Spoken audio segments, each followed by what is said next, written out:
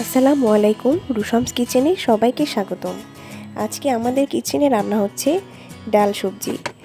সবজিগুলো আমি প্রথম থেকেই ছোট ছোট করে কেটে নিয়েছি এবং এই সবজিগুলোর মধ্যে থাকছে মিষ্টি কুমড়া, আলু এবং পেঁপে।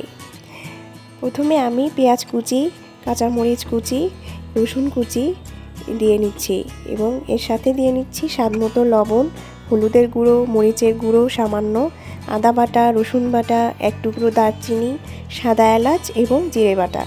এবার সব কিছু একসাথে মাখাবো এবং মাখানো হলে এতে সামান্য সয়াবিন তেল দিয়ে আরেকটু মাখিয়ে পরিমাণ মতো পানি দিয়ে কুকারে সেদ্ধ করে নেব।